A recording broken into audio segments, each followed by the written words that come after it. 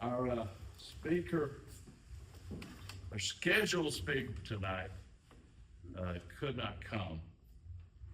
And the explanation actually is, I've got a backup topic called the 5,000 year leap. And actually, and you've read it. Yeah. If you haven't read it, this is a book to read.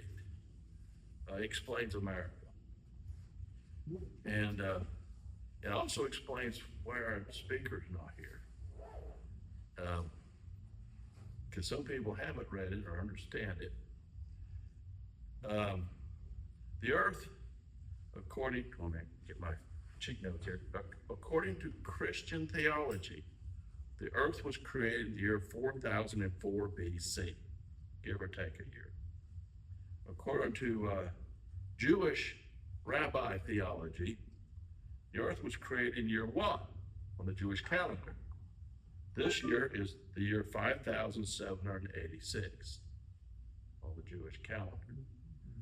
Isaac Newton, when he studied it using non-biblical sources, the Greeks, the Romans, the Egyptians and stuff, and the Babylonians, he figured out, he came up with a date that was kind of in between those two dates. So, and I've actually run mathematics, and so some of my engineering buddies have. And it is impossible for the earth to be more than 7,000 years old. It is physically impossible. It's a complicated explanation, but that is 6,000 years ago, it's about the right number. Yeah. And so we have 5,000 years. We actually have 6,030 years of recorded history, because that's how old the earth is, give or take a year or two. And so the premise of the 5,000 year leap is, at the beginning of creation, mankind was very creative. But then as governments came along, governments began to stifle people. All through the Bible, it says men have rights given to them by God. And the purpose of governments is to enhance or protect those rights.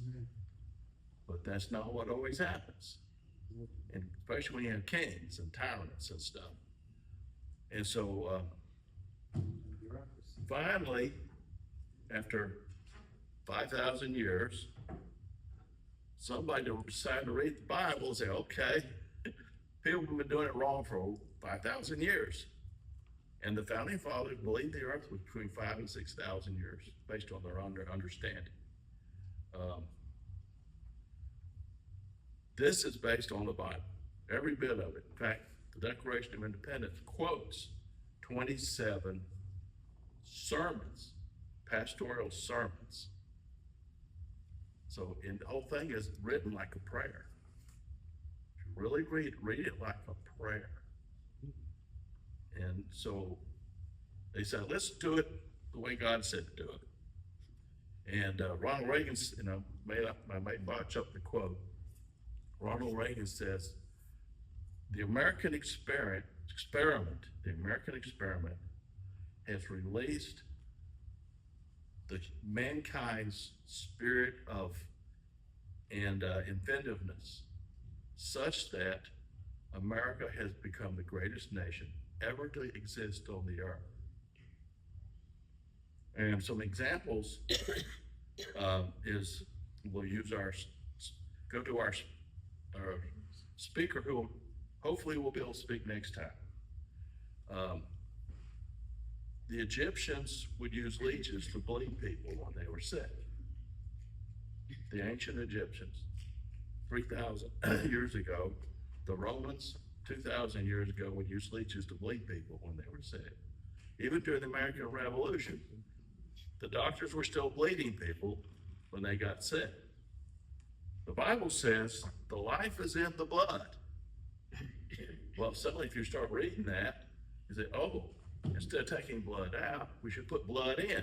So I got this thing about blood donations and give blood transfusions, which is the opposite of what they did for 5,000 years. And it works better. Our speaker The way I understand it, he went to the doctor and they wanted to do tests on him about his heart. And there's some sort, and I don't understand what this is, but some sort of instrument, they would put it down his esophagus to look at the back of his heart. But instead of putting it down his esophagus, they put it down into his lungs. And so there was something about blood.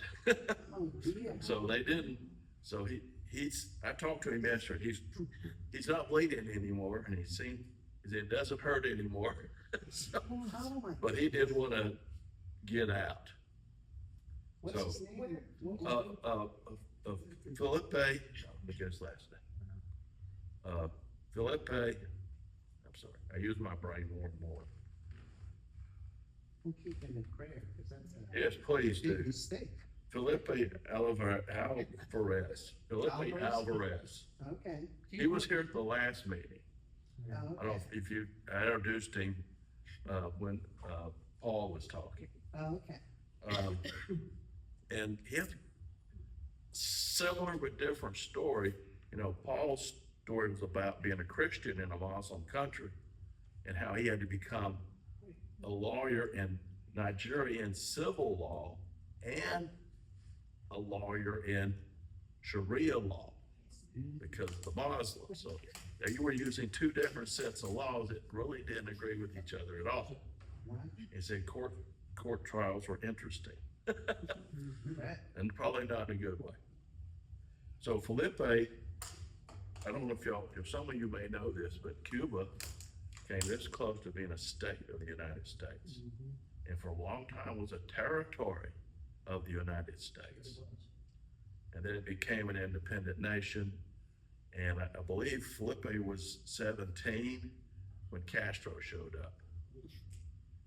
And he has stories about before and after. And then how he got out and came here. So I've heard parts of this and I was like, oh wow, you guys will really like this. So anyway, we'll talk about the 5,000 year leap. And so what our founding fathers did, okay, and the illustration they use is the ancient Egyptians, how'd they get around? They walked, they rode horses, rode camels, and if they want to go across the water, had a wooden boat where they rode it or had a sail that pushed them around. During the Roman times, how'd they get around? They walked, they rode horses. Oh, I forgot about wagons and, two-wheel wagons or chariots or carts, four-wheel wagons or wagons. Same thing, no different. Had better roads. During the American Revolution, how did people get around? They walked.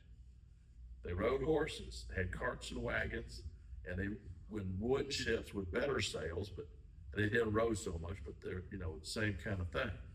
Nothing much changed. The two improvements that were recognized that were some most significant changes that affected the 18th century, there were three things: gunpowder, the magnetic compass, so you know which way north and south is, and the printing press. And so those are the most significant inventions.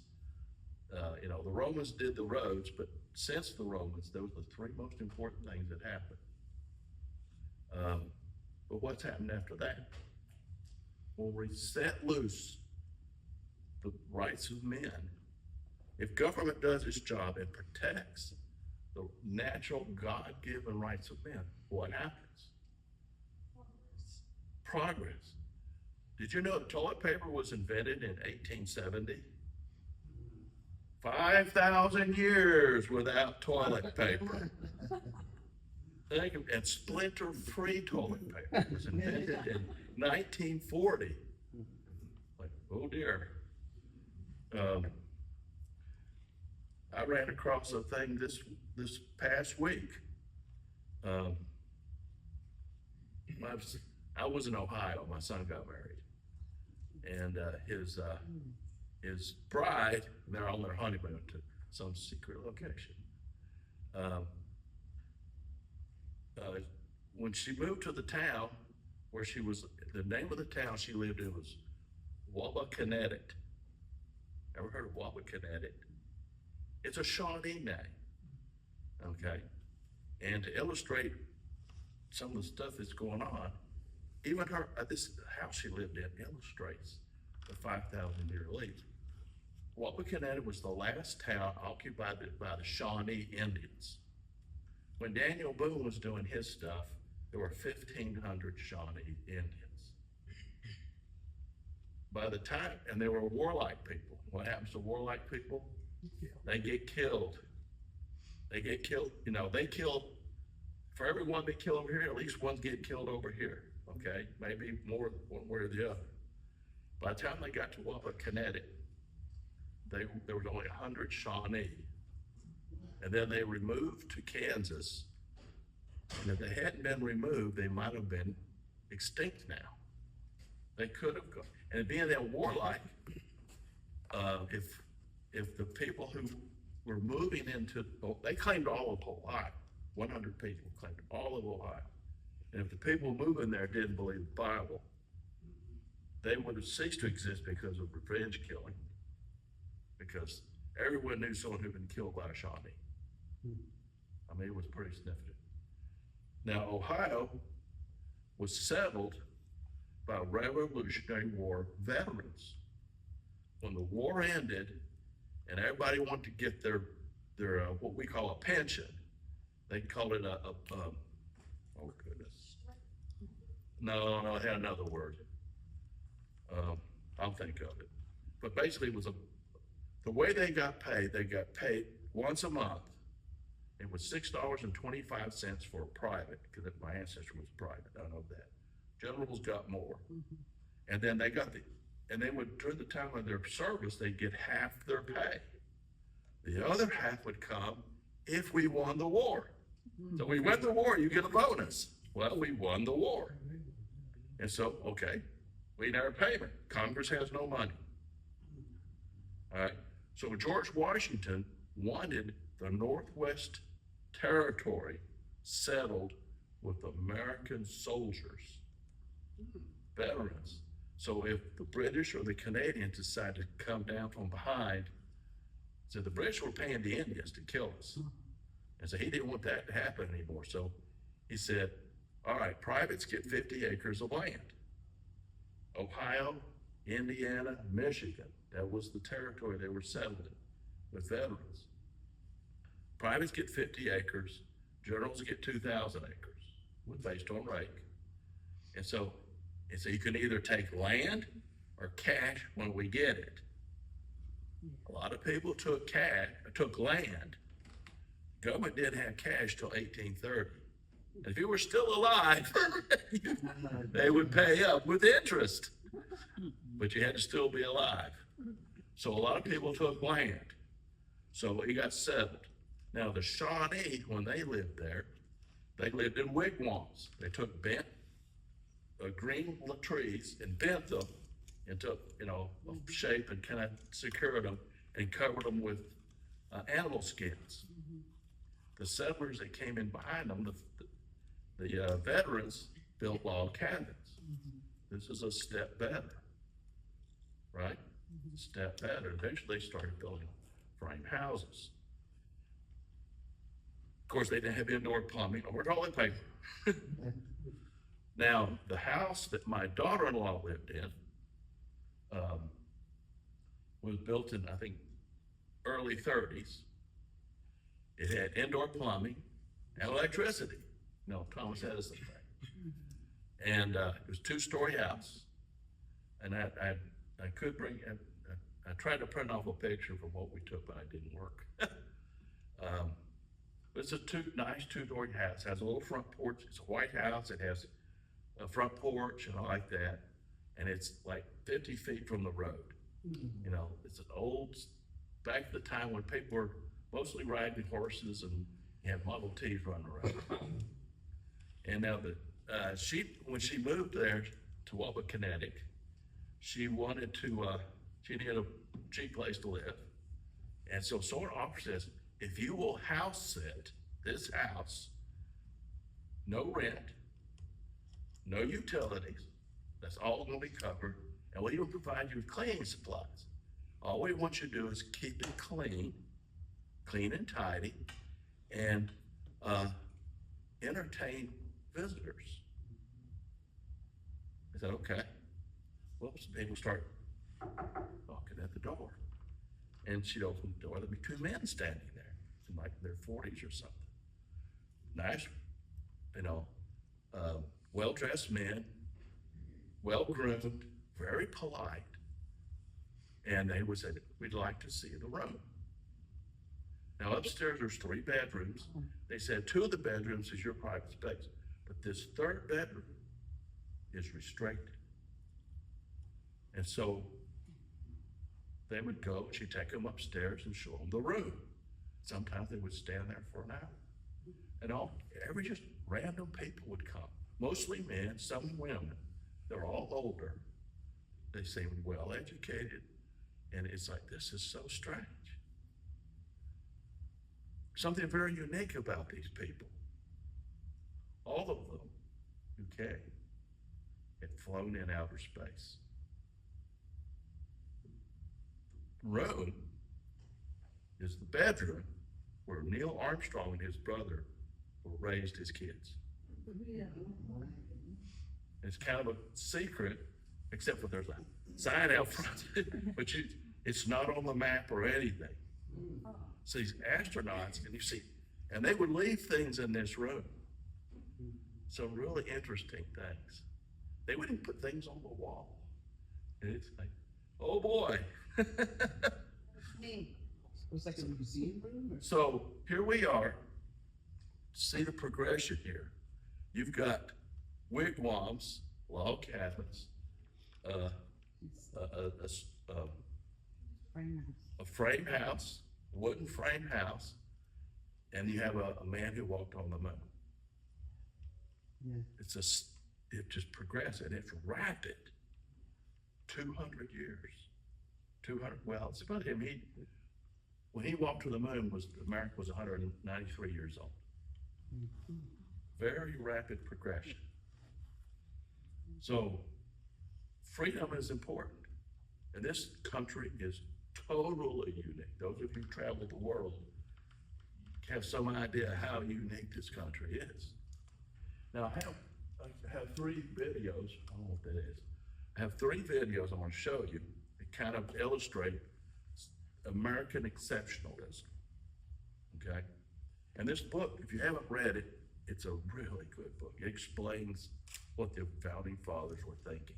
It gives the 28 principles they believed in. And there's some and I forgot to bring some, but in the office, the constitutions have little cards in them. It has a list of the 28 principles listed in this book. And it uses the words of the founding fathers to show the things that they believed in. Okay? So anyway, let me show you the first video. And I should warn you, this movie, I got 3 short videos.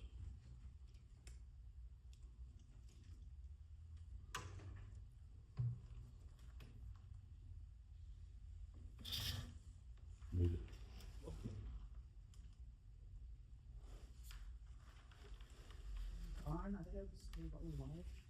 Yeah, there we go. I got that to work. Now I get reconnected here.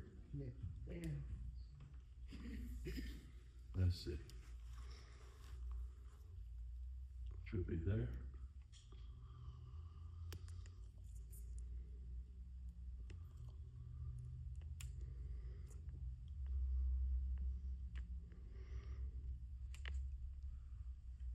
My goodness. Oh, it's not on. Oh, hang on. Oh.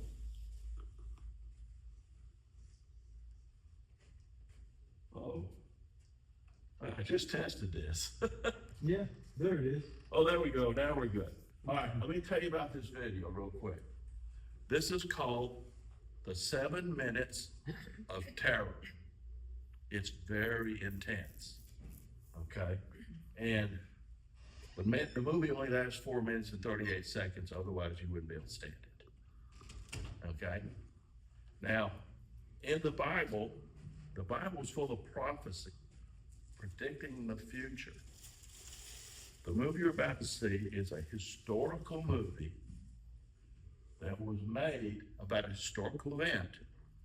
But the movie about the event was made more than 2 years before the event. It predicts the event, predicts the year, the month, the day, the hour, and the minute. It's they're not off but a few seconds from the actual prediction in this movie. You've never seen a movie made before the event. You're about to.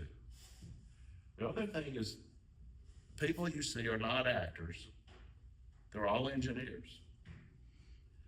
You don't want to focus on the people. You want to focus on the graphics. These engineers figured all this out. They made all the graphics to explain it. So the the graphics help to explain what they're talking about. And they also were amateur musicians, so the music is them too. They did it all. The graphics, the script, all of it. And so this is the 7 minutes of terror. Now, is this a war or something, or Revelations? You'll find out. You're so mysterious. I'm mysterious. These are things that are impossible to do. Or so they say.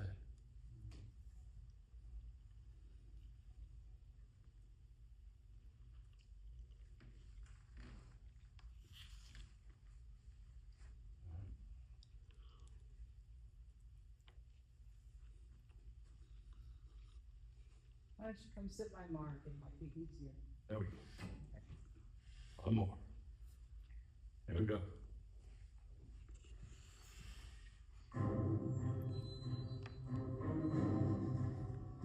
When people look at it, it looks crazy. That's a very natural thing.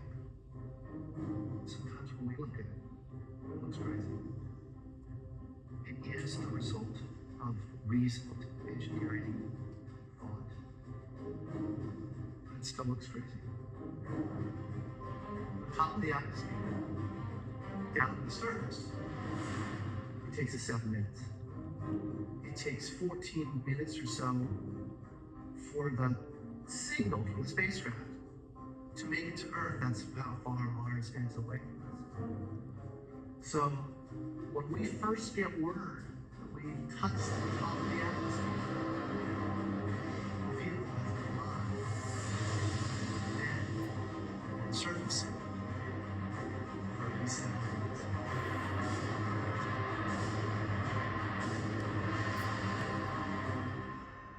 Entry descent landing, also known as EDO, is referred to as a 7 minutes of terror because we've got literally 7 minutes to get from the top of the atmosphere to the surface of Mars, going from 13,000 miles an hour to 0 in perfect sequence, perfect choreography, perfect timing, and the computer has to do it all by itself.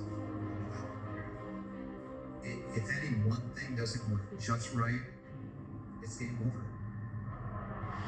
Sliding into the atmosphere develops so much aerodynamic drag power and it's up and it lowers at its surface. 1,600 degrees. Every entry enables not only slowing down, fighting to the atmosphere, but also we are guiding it like an aircraft. In the plan, we have very narrow space. This is one of the biggest challenges that we're facing, and one that we have never attempted on Mars. Mars is actually really hard to slow down because it has just enough atmosphere that you have to deal with. Otherwise, it will destroy your spacecraft. On the other hand, it doesn't have enough atmosphere to finish the job. We're still going about 1,000 miles an hour. So at that point, we use a parachute. The parachute is the largest and strongest supersonic parachute that we've ever built today. It has to be able to withstand 65,000 pounds of force, even though the parachute itself only weighs about 100 pounds. It opens up that fast. It's a neck snapping 9 inches. At that point, we have to get that heat shield off. It's like a big lens gap blocking our view of the ground to the radar. The radar has to take just the right altitude and velocity measurements just the right time, or the rest of the landing sequence will work. This big, huge parachute that we got, it will slow us down to about 200 miles an hour. And that's not slow enough to land. So we have no choice, but we gotta cut it off. And then come down to the rockets. Once we turn those rocket motors on, we're not doing something. We're just gonna smack right back into the parachute. So the first thing we do is really radical endeavor. Fly off to the side. Diverting away from the parachute, killing our horizontal velocity and our vertical velocity. Getting the maneuver moving straight up and down so we can at the surface with this radar and see where we're going to land. And straight down to the bottom of the crater, right beside a 6-kilometer island. Get those rocket tubes. We were to send pulse engines all the way to the ground. We essentially create this massive dust cloud. The dust cloud would then go and land on the ground, damage mechanisms and damage instruments. So the way we solved that problem is by using the skyscraper.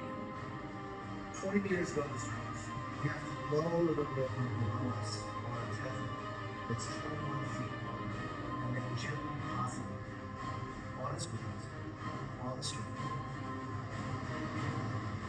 As the rover touches down his now on the ground in the same state, it's in a collision course with the rover as Captain Brian immediately outside of the same stage to a safe distance from home.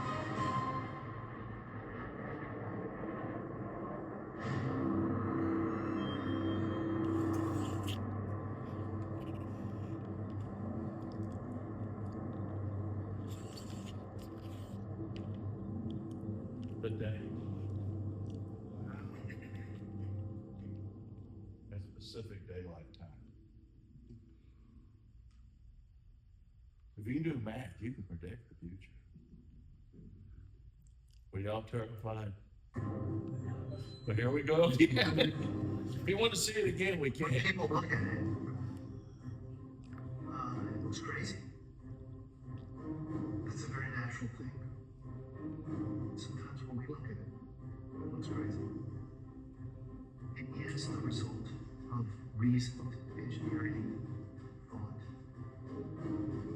It still looks crazy. The top of the atmosphere, down to the surface, it takes us 7 minutes. It takes 14 minutes or so for the signal from the spacecraft to make it to Earth. That's how far Mars is away. So, when we first get word that we touched the top of the atmosphere, the vehicle has been on. Then, surface. Where we see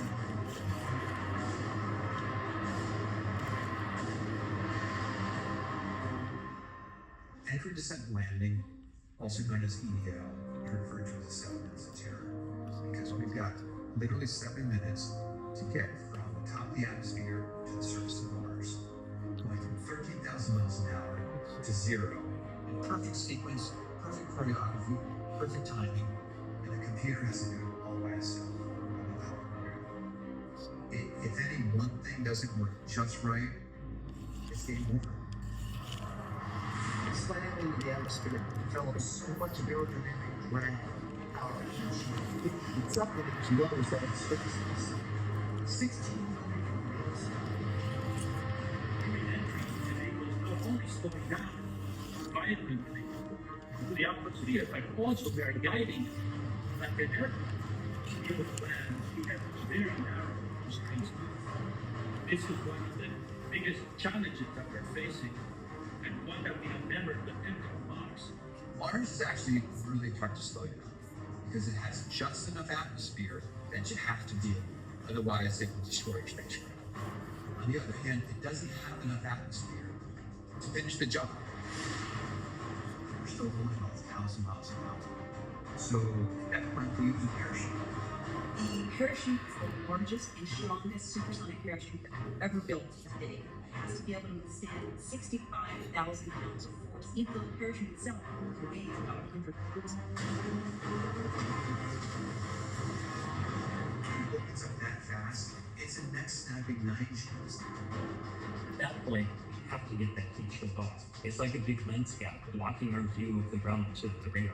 The radar has to take just the right altitude and velocity, making us just the right time for the rest of the landing sequence to work. This big, huge parachute that we got, it only slows down to about 200 miles an hour. And that's not slow enough to land. So we have no choice. We gotta cut it off and come down in rockets. Once we turn those rocket motors on, if we don't do something, we're just gonna smack right back into the parachute. So the first thing we do is really radical and fly off to the side.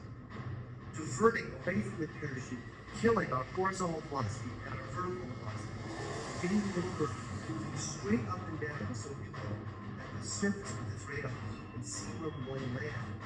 And straight down to the bottom of the crater, right beside the 6-kilometer line. Get those rocket tubes. We send pulse our engines all the way to the ground. Recession brings massive dust cloud. The dust cloud then go and land on the road. It mechanisms and instruments. So the way we solve that problem is by using the sky crane. 20 meters above the surface. You have to lower the boat below us on a tether that's 21 feet. And then gently deposit on its wheels on the street. As the rover touches down his bow on the ground with the same state, it's in a collision course with the rover as Captain Ryan immediately confined the ship stage to a safe distance from the rover.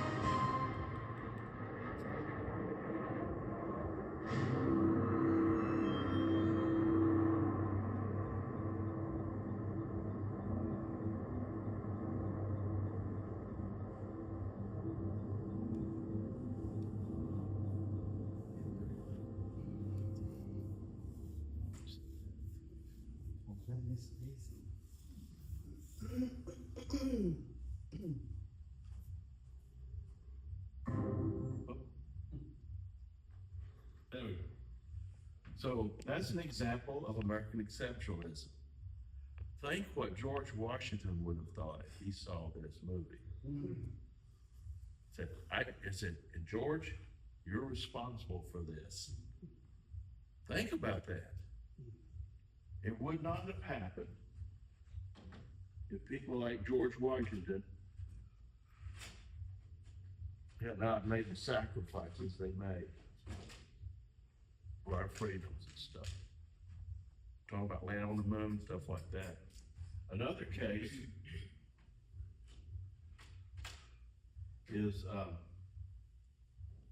there was a man, he's an ordinary dirt farmer, and his name was John, oh goodness, I'm sorry. Henson, John Henson. He was a dirt farmer.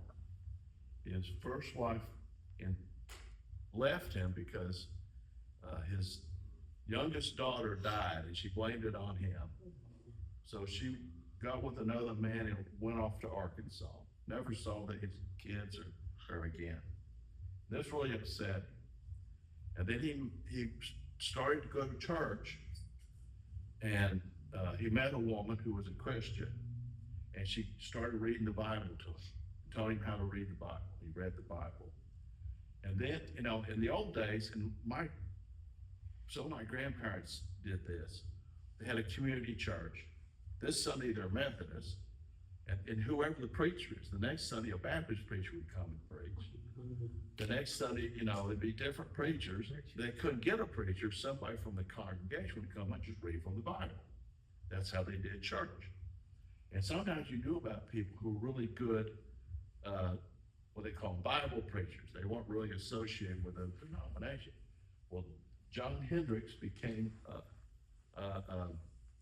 John Henson, that's right. John Henson was a really good Bible thumping, ordinary preacher. And basically he would just read from the Bible, and he did it dramatically.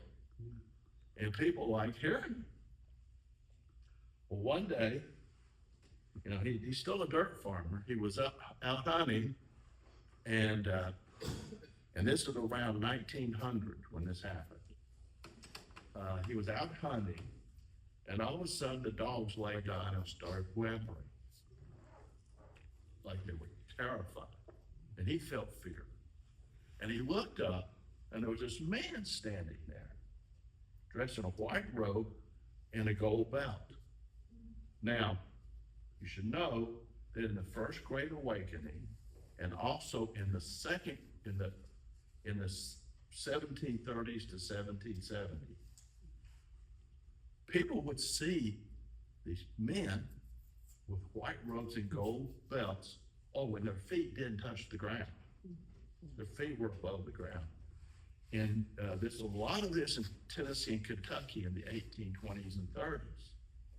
There would be these men with the robes, and they'd stand over a creek up in the air, and they'd say, preach the gospel and bring people here to be baptized. And a lot of towns in Tennessee and Kentucky were founded after the camp meetings. You've heard of the camp meetings. 10, 20,000 people would show up. And they would start churches and stuff. They start towns and everything. That's part of the building of this country. Well, this is a guy like that. And he said, John, climb up on the rock, look and see. And so he got up on the rock and looked. Now, and he looked at in what is called Bear Claw Valley. He called that because you could find bear claws along the creek where the bears would be fishing for fish, and they might lose a claw every now and then. And so there's Bear Claw Valley and there's Bear Claw Creek. And he looked down in there, and he didn't see what he expected to see. Green Valley, a few little farms here and there. There's a huge city, massive city of white buildings all over the place. People going to and from, and a locomotive down in there, and like, whoa. And the man in white told him, says, this is a gift from God. This gift will save the lives of millions of Americans. And said, now John, I want you to go lay on the ground and pray for 40 days and 40 nights. And then the man disappeared. So John is going down the path back to his house. And then a voice says, John, I told you to pray. And he was shoved to the ground. And so now he's laying on the ground. He's not getting up. He's praying. A neighbor lady found him. He had long hair, and his hair was frozen to the ground. Cold. It was cold. It was wintertime. You do hunting mostly in the wintertime. And so she told his wife, and she would bring him soup and feed him soup, but he wouldn't get off the ground. And while he was on the ground, he was saying things that was terrifying, absolutely terrifying things. And people heard about it. And after 40 days and 40 nights, he got up and he ran to the town and says, you have to know. You have to know what's going to happen. And he started telling people strange things. He said, Bob, 2 weeks from the day, you're going to be dead. And it would happen. Bob woke up. His wife woke up and he was dead in the bed. I mean, he would tell things that would happen. He talked about some men digging a hole in the mountain, and they would all drown. Well, there were some crew of men who did a railroad tunnel. They hit a spring, and it flushed out their dead bodies. And it would happen on the day he said it would happen. He even, now I should tell you, he died in 1915, but he predicted that Eleanor Roosevelt would be in the White House, and that Hillary Clinton would be in the White House. These were some of his prophecies. but that's not the most terrifying prophecies. In 1903, so it's the only date we know for sure, he lived in a double log cabin. He built a log cabin for his wife when he got married. He built a second one for the kids. So, I mean, this guy's dirt poor. And this is, early 20th century. So he didn't have much. But in the newspaper, he told about his most terrifying prediction. He even drew a picture of the city. Oh, I should back up. When he talked about the city, they went up there to look. Nobody saw anything. They saw a bear and some deer and some farms and cows. They thought he was nuts until people started dying when he told them they were. And they didn't know what to do. So they arrested him, tried to arrest him several times. They didn't know what to do. So one time they did arrest him. The county didn't have a jail, very low crime back then. So they put him in the county barn, and he slept in a wheelbarrow. Well, he didn't like that. It's the county barn, and they have shovels. So he dug up under the wall and escaped. And they saw him leave. He said, "John, you gotta get back in the jail." He said, that barn is cursed. That barn is gonna be struck by lightning and burned to the ground. And so they have another little town meeting, and they go and arrest him, and they're taking him back to jail. Lightning strikes the barn, and it burns to the ground. With them all standing there, well, they let him go. They didn't know what to do. That's how he got in. The newspaper reporter shows up, and he draws a picture of this city that nobody could saw but him. He told his story. He dies. People forget about it. Now, his most terrifying prediction begins with the building of a church. So I'm going to show you the story of New Hope Baptist Church. It's not the same one as this county. It's in a different state. A lot of Baptist churches know the name New Hope Baptist Church. So here we go. This is actually more scary than the previous movie. But it's not as fast moving.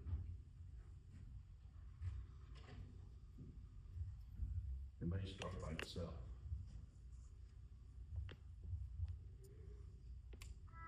Good job. So I have the greatest memories of 325 acres, and my grandfather was not into working on farming at that time, so he spent a long time with my brother David and fishing in the creeks there and going back in the mountains picking berries and hazelnuts. We had really established ourselves there, and it seemed like home. My mother and father, they attended New Hope Baptist Church. My grandmother is buried there in the cemetery. And my dad's aunt passed away in March of 1942. And it was always a very sore spot with my dad that there was never a stone put up at her grave. This past September, October, we finally got a stone put up at her grave. So one way we had to get to New Hope was on our neighbor down the street from us, well down the road. He had this, he was in the business of logging and sawmilling and all. And he had this big flatbed truck. And he'd come up the road there and pick us up, along with many hunters, and brought us to New Hope. Around 1900, when this area was little more than farmland, a most unusual man named John Hendricks, who later became known as a local prophet, said that huge buildings would be built in Bear Creek Valley that would help win the greatest war there would ever be. 40 years later, his prediction began to come true. The United States was in a race against Germany to build an atomic bomb. Albert Einstein himself wrote President Roosevelt. In response, the government purchased nearly 60,000 acres around Bear Creek Valley, displacing some 3,000 people. And they built a little spur line off of the main railroad at Elza Gate. And people were wondering about why, there's no community there. Why are they building this little railroad? And they started unloading machinery and equipment and so forth. Surveyors came in there. They were surveying all of this land and getting the names of the owners and all of the buildings, taking pictures of all the buildings. So we were wondering, people wondering what's going on. And all of a sudden they gave you a notice you had to be out of there within a certain amount of time. Construction on a massive secret bomb government effort known as the Manhattan Project began in February of 1943. The Y-12 plan was in the very heart of this bomb development process. At the height of the war effort, Y-12 employed 22,000 people using 1,152 calutrons. Workers separated the scarce isotope uranium-235 from natural uranium. The workers didn't know what they were developing. They only knew it was an important national secret and that they were helping to win the war. But it wasn't this is going to be a super bomb that's going to end the war. But we're working on a 235 that somehow is going to go into a weapon that's going to be really devastating. But I don't think any of us really knew the potential of it, what the Big Bang translated into. One of the women who operated the calutrons was Gladys Owens. The important work of Owens and others at Y-12 came to a head on August the 6th of 1945, when the Manhattan Project's atomic bomb fell on Japan, prompting a swift end to World War II. But here's a bunch of people that all of a sudden on August 6th get word of what in the world they have been doing. It was a huge surprise and shock. We were just as thrilled and pleased and surprised as people all over the United States. My goodness, is this what we've been doing? That same pride in a job well done drove Y-12 workers for the next 60 years and continues even today. And nowhere is it more evident than in the new Jack Case Center, an official wide-field U-shaped building that consolidates 1,200 workers who were once scattered through 50 outdated buildings. The center is named for Jack Case, the plant manager who worked his way up from machinist here at Y-12. Jack was the longest tenured manager of Y-12, over 15 years. A good part of his success was his universal appeal from the top brass all the way to the people who were doing the work on the machines, because he was one of them. The head scientists respected him, and when they wanted to know whether it could be made, if Jack Case said it couldn't be made, we were in deep trouble. But he rarely said that, because Y-12's reputation was, and probably is to this day, if you can't get it made anywhere else in the world, let's go to Y-12, because they can do it. And they had this can-do attitude. And people would tease the Y-12 folks about it and say, oh, you guys can do anything there, and Jack would just get that big grin on his face and say, yep, we can. What do you need done today that you can't do at the laboratory? More than 60 years later, echoes of the prophet John Henry still sound true for Bear Creek Valley. As these new buildings are being occupied. The Jack Case Center, at 420,000 square feet, is the largest office complex ever constructed at Y-12. It will help improve our interactions with each other. Stop it there. But Oak Ridge was divided into three communities, K-25, X-10, and Y-12. And they had secret names. One was San Francisco, one was New Orleans, and one was, I think was Queens, New York. And so people, he wrote letters to these people. They even got newspapers from those places. Their family thought that's where they were. They had no idea they were in Tennessee. It took 1,000 days for the United States to build an atomic bomb. Germany started building their bomb in 1930. So once Hitler was in power, they started to building that atomic bomb. And they tested two. The bomb named Trinity was called Trinity because it was the third atomic bomb test. And they knew the Germans were doing it. In fact, like Niels Bohr, the Polish found Niels Bohr, they knew was involved in the German bomb project. And they killed him and burned his body. Then he went to work at Oak Ridge. They want the Germans to think he was dead. And there were several Europeans, even 2 Japanese. The Japanese were working on the atomic bomb as well. So it was a race to get one. I have another related.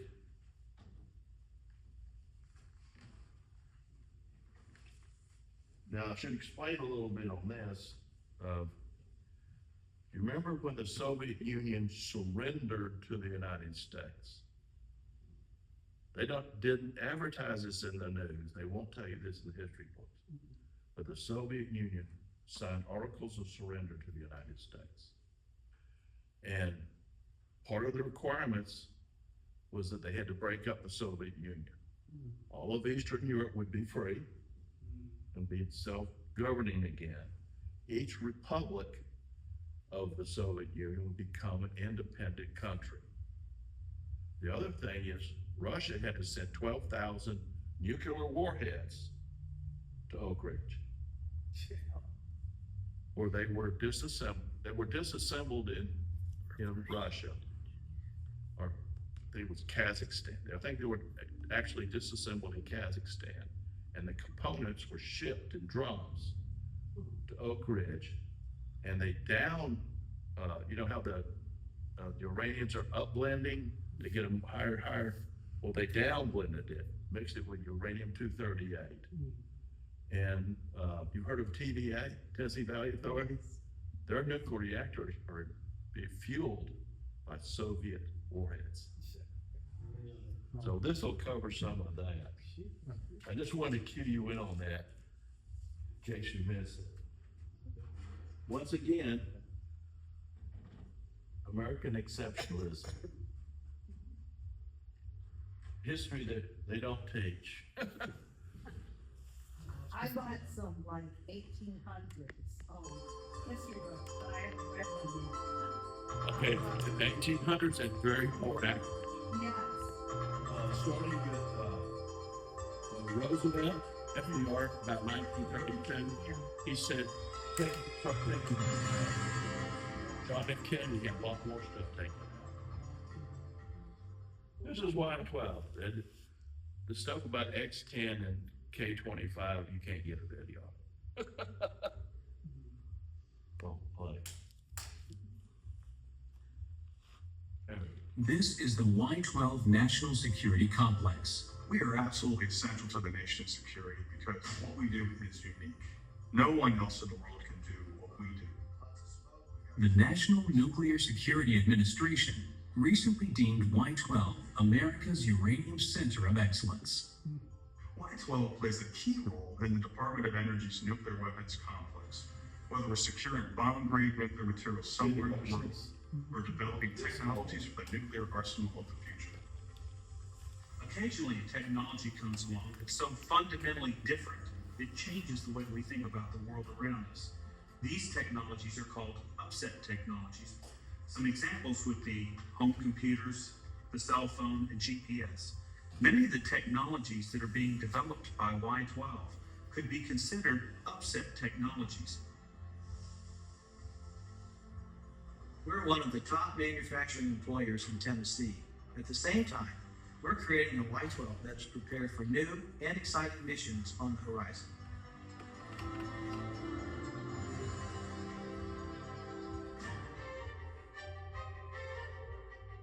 The Y-12 National Security Complex skyline is changing as it prepares to make history as the country's uranium center of excellence.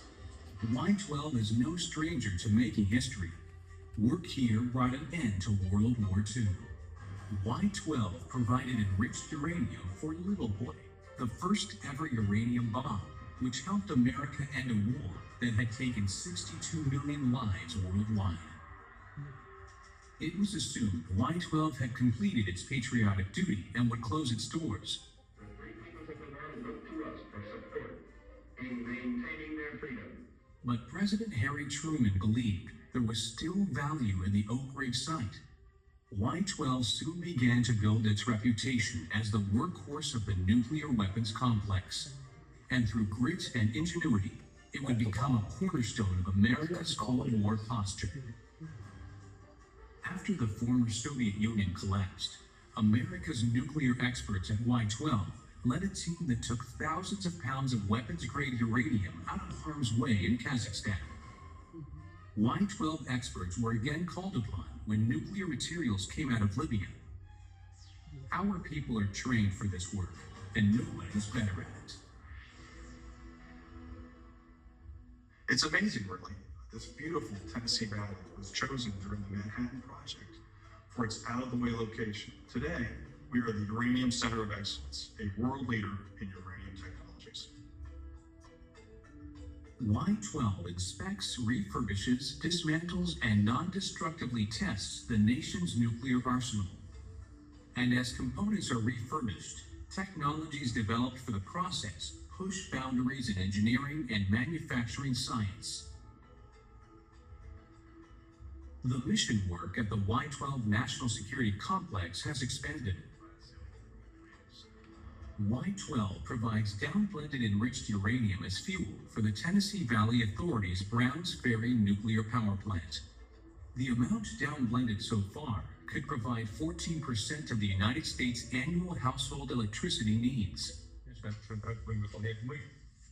Working to reduce nuclear capability here and in more than 25 countries, Y-12 has lessened the chance of nuclear material falling into the wrong hands. As the nation's Fort Knox for highly enriched uranium, Y-12 uses more than 60 years of safety and security experience to store special materials, further reducing global nuclear threats. Safety is the #1 priority of Y-12 for its employees and their families. Processes and technology developed in support of Y-12's mission are available to other government entities and American industry. Y-12's expertise is called upon in many programs, ranging from production efficiencies to homeland security. Y-12 projects have supported soldiers in combat, enhanced space missions, and assessed vulnerability in public buildings and nuclear power plants. If you think it can't be made, you haven't asked Y-12. Applying our capabilities to missions in complement with Y-12's ensures maximum benefit to our ultimate customer, the U.S. taxpayer. Tomorrow's Y-12 will be cost-effective, yet immediately responsive to the nation's demand for nuclear materials and security. In order for the Y-12 National Security Complex to be able to make critical contributions to missions of national interest, it must undergo profound change. To modernize facilities and technologies and revitalize the workforce. Nearly 300 aging structures that supported Y-12's original mission have or will be removed as part of the modernization. In their place, a handful of highly efficient buildings, specifically designed for handling and processing uranium. And new office, laboratory, and reception spaces built by private developers. The lease arrangement, common for years in the private sector, represents significant long-term savings. None of this can be accomplished without our most vital resource, skilled and educated employees. Y12's plan is to help grow an educated science, engineering, and manufacturing workforce through mentoring and co-op programs, partnerships, internship programs with colleges, universities, and businesses across the country, and constant training.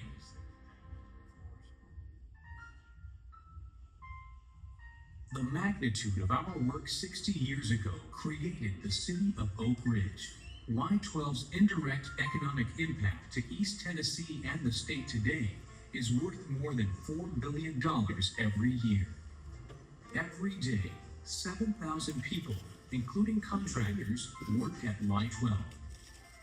That translates into $319 million in wages and more than $10 million paid in taxes. And when it comes to purchasing, 84% of all Y12 dollars are spent in Tennessee. Y12 offers economic development opportunities. When a technology or simply a great idea emerges, Y12 may extend it into the private sector. Microwave metal melting is a Y12 technology that will absolutely transform the way industry casts metal. It's currently licensed to 2 companies.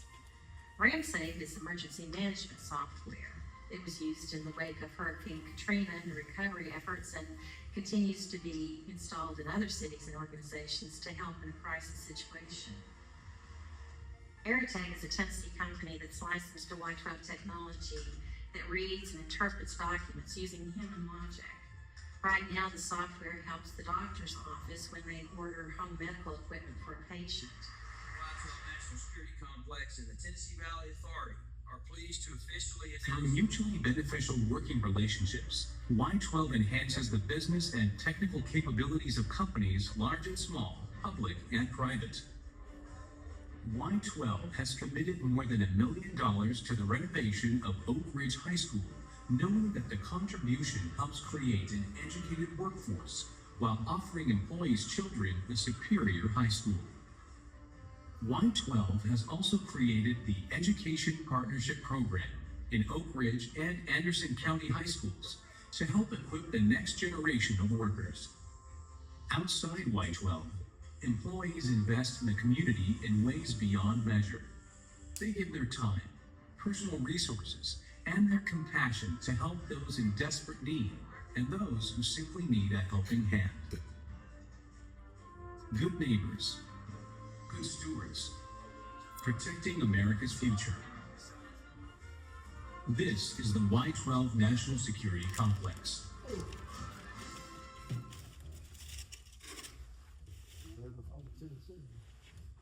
Yeah. Oak Ridge consumes about 70% of Tennessee's electric power. So these are just a few examples of what we can do in this country, what we have done. Think about your lifetime. And this is why we need to protect it. If it wasn't for the people of the Revolutionary War fighting for their religious and civic freedom, we still wouldn't have toilet paper. We'd still be riding around horses and stuff. So, anyway, we need to be proud of our country. We need to encourage the truth about America. You know, and give away constitutions and things like that. So, are there any questions or any thoughts? I think the nuclear thing goes to what we've been talking about with Iran. They've been working on an atomic bomb for 47 years. Yeah, pretty close to 47 years. Yeah. And they're a suicide, they're like the Japanese. The Japanese were a suicidal people during World War II. When we would take an island, the Japanese women would throw their children off cliffs.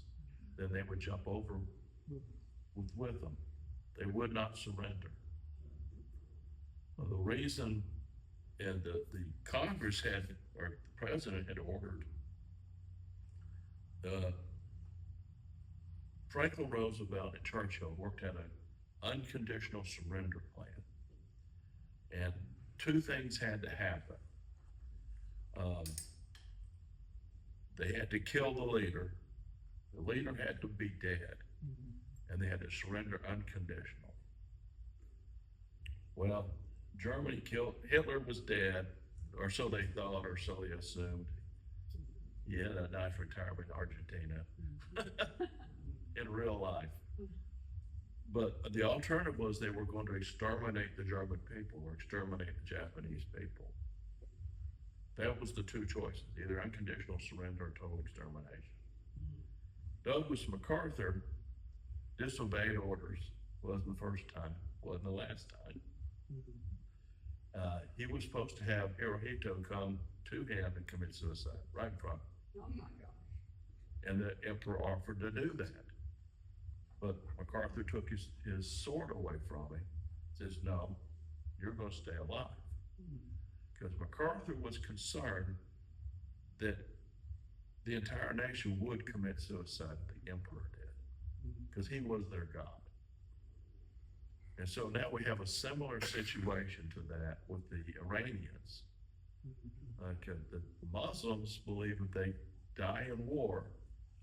So all these bulbs and stuff we're killing, they think they're going to heaven and get the 72 virgins.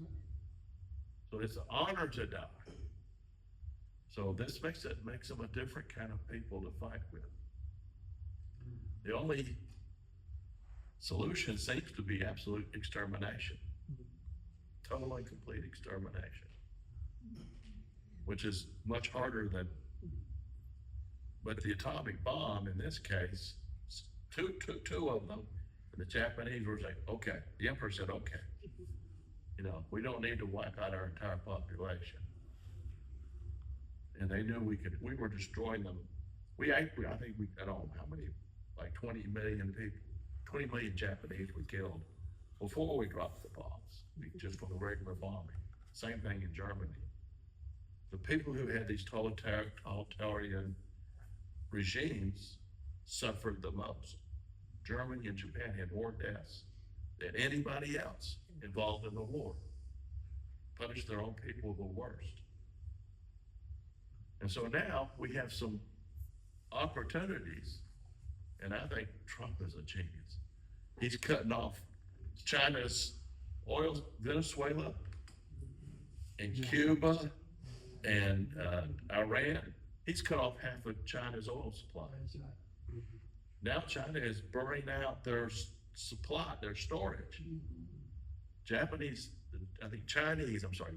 have the largest navy in the world now. But it runs on diesel fuel, which came from Venezuela and Iran. And so now, how can they invade Taiwan and Japan? When they do it, they're going to go South Korea, Japan, and Taiwan all at once. Because, it would destroy a lot of, trade, silicon chips and all that kind of stuff that they do, would be wiped out. So he's playing 5D chess, which is good. And the other thing is, I really do think, a lot of people believe this too, is that Trump is God's man. God has put him in place for this purpose. And this has happened over and over in our country. From George Washington, World War II was filled with miracles. Things that should not have happened in our favor, suddenly was in our favor. We should have lost World War II, but things happened that gave us an edge. How could we build an atomic bomb in 1,000 days? And Germany had been working on it for, 15 years before they got the one they could even test. It didn't work. Then we ended up with two. I think we had three into the war. We used two of them. Well, only four. So it was four. The one we tested in New Mexico, the two we dropped, and one more. But I think the intelligence people were telling the Japanese had about 12 more. The spies would never lie, would they? But it may have convinced the Japanese that, okay, One plane can destroy a whole city. So yeah, after dropping 2 of them, they're like, man, they got 10 more of those. Right, exactly. Exactly. And they knew what atomic bombs were, because they were building an atomic bomb in Nagasaki. So, anyway. Any other questions or comments? Well, thank you. Oh, sure. That was really good. That was pretty good.